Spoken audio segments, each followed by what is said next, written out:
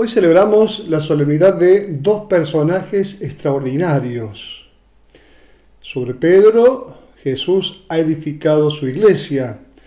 A Pablo se le confió este encargo de dar testimonio de la fe hasta los confines de la tierra. Dos hombres que llegaron a dar la vida por el Dios de Jesús. Dos santos. Pero tenemos que estar atentos a la hora de contemplar a estas dos figuras. No sea cosa que lleguemos a una frustración espiritual pensando que ellos son, claro, modelos excelsos y nosotros somos unos pobres pecadores. Por eso miremos la obra de Dios en ellos. La fiesta de los apóstoles Pedro y Pablo nos invita a comprender en qué consiste verdaderamente la santidad cristiana.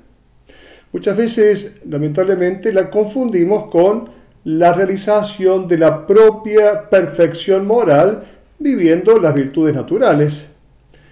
Pero el discípulo de Jesús no está llamado a una vida virtuosa solamente o a una simple pureza del alma, sino a vivir la santidad, entendida como aquella que nace realmente del barro, de la oscuridad. La santidad no es entonces un perfeccionamiento o perfeccionismo espiritual basado sobre los propios esfuerzos o sobre la simple bondad humana, no. Pedro y Pablo fueron dos hombres débiles, marcados por fuertes límites personales, profundamente heridos por su propia historia, por su propio carácter también. Pablo, un hombre, diríamos, religiosamente perfecto, era el fariseo irreprensible. En nombre de Dios, Pablo se suma a las amenazas y masacres contra los cristianos, contra quienes es muy agresivo, llegando a odiarlo a los cristianos.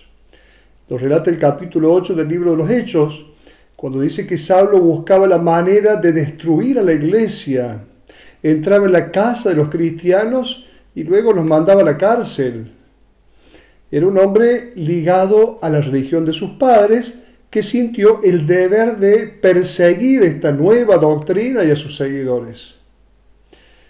El mismo libro de los Hechos de los Apóstoles relata que ante la lapidación de Esteban, Pablo aprueba lo que está sucediendo.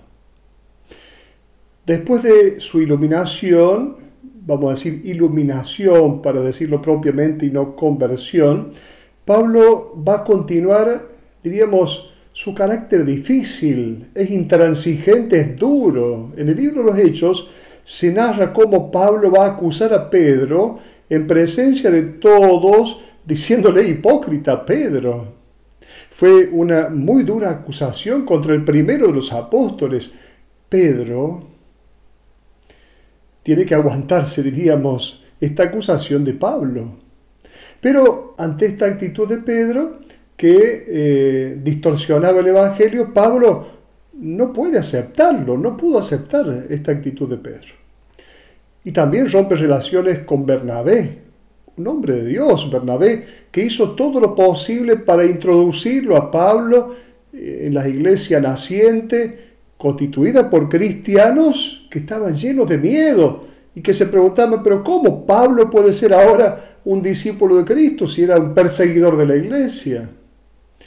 Y esta discusión con Bernabé vino a causa de Juan Marcos, el evangelista, diríamos, que había desilusionado a Pablo en su primer viaje misionero. Pedro, por su parte, es todo pasión. Podríamos definirlo así a Pedro. Él es todo pasión. Un hombre entusiasta, capaz de proponer grandes desafíos. En el Evangelio va a decir a Jesús, si yo tuviera que morir por ti, no te negaré jamás, va a decir Pedro. Siempre pronto a defender a Jesús, incluso apelando a la violencia si es necesario. Recordemos cuando le cortó la oreja al servidor del sumo sacerdote. Pedro, un tipo corajudo, sí, pero un coraje que duraba poco. que era capaz de desvanecerse, por ejemplo, ante una servidora en el momento de la pasión de Jesús, cuando Pedro va a renegar fríamente a su amado amigo Jesús. En fin, estamos ante dos desgraciados, dos hombres sin gracia, dos hombres que intentaron volar al cielo pretendiendo conquistar el amor. No comprendieron inicialmente que debían previamente dejarse alcanzar por el don del amor de parte del amado. Esta enfermedad está siempre presente en la vida de los hombres y mujeres espirituales. Pretender alcanzar y conquistar sin haber hecho primero la experiencia de ser alcanzados y conquistados. Dice Simone Weil, no podemos ni siquiera dar un paso hacia el cielo. La dirección vertical está cerrada. Pero si nosotros gritamos desde abajo, Dios desciende y lleva hacia arriba. Estos dos, Pedro y Pablo, conocieron el dolor, el drama de la caída, del límite, de la fragilidad, pero al mismo tiempo conocieron también finalmente el gratuito milagro de la salvación. Estos dos desgraciados que gracias a este abismal vacío que experimentaron han podido dejarse colmar de la gracia finalmente y saber entonces lo que significa ser salvados. La santidad entonces es, podríamos decir, un infantil estupor de la acción de Dios que nos alcanza cuando estamos ahí en el punto más bajo. Aquí está la santidad de Pedro y Pablo. En su miseria visitada por la misericordia, en su vacío colmado de plenitud, en su pobreza reconocida como riqueza. Lo va a decir también Santa Teresita del Niño Jesús. Es una alegría, va a decir Santa Teresita, sentirnos débiles y miserables, porque más esperamos gratuitamente del buen Dios sin ningún mérito propio. Mas Él entonces Dios se abaja para colmarnos con sus dones. Esta es la pedagogía del Evangelio, que es ciertamente desconcertante. Dios se revela no a los fuertes, a los inteligentes, sino a los débiles, a los frágiles. No a virtuosos, a fariseos, sino a pecadores, publicanos y prostitutas. No a los poderosos de este mundo, sino a niños desarmados. Martin Robin dice, más un vaso está vacío, más se llena de líquido. Más un alma está vacía para recibir, más Jesús la llena de sus dones. Entonces no entramos al paraíso mañana, pasado mañana o dentro de 10 años. Entramos hoy, cuando somos pobres y estamos crucificados. ¿Qué le dijo Jesús a aquel que estaba a su lado, el delincuente crucificado? Yo te aseguro que hoy estarás conmigo en el paraíso. Pablo al final va a entender todo esto. Y esto será su salvación, ya que la salvación no es obra nuestra, es obra de Dios a favor nuestro. Y es muy bella la imagen de la conversión, la iluminación de San Pablo, en aquel cuadro de Caravaggio, una imagen en la cual un hombre ciego está en la tierra, es Pablo, con los brazos extendidos, abiertos hacia el cielo, como sediento de una luz que proviene del más allá. En la segunda carta a los Corintios, en el capítulo 12, Pablo pide a Dios que lo libre de una espina que tiene clavada en su carne. No sabemos de qué se trata, no sabemos si es una enfermedad, si es una fragilidad, un pecado reiterado, no lo sabemos. Pablo pide esto que él va a pensar que sin este peso podría servir mejor al Señor.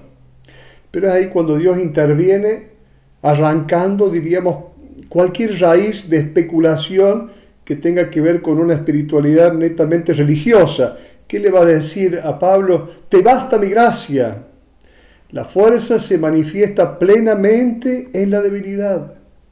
De este modo, entonces, queda claro que lo que importa en esta breve vida que tenemos no es llegar a ser irreprensibles o llegar a tener pureza de cuerpo y alma, sino que es la acción de Dios en su criatura. Santidad es que resplandezca su gloria y que yo entonces pueda experimentar su grandeza. Una vez que Pablo cae en la cuenta de esto, entonces puede decir: me glorío de mis debilidades, así residirá en mí el poder de Cristo. De hecho, cuando soy débil, entonces soy fuerte, va a decir Pablo.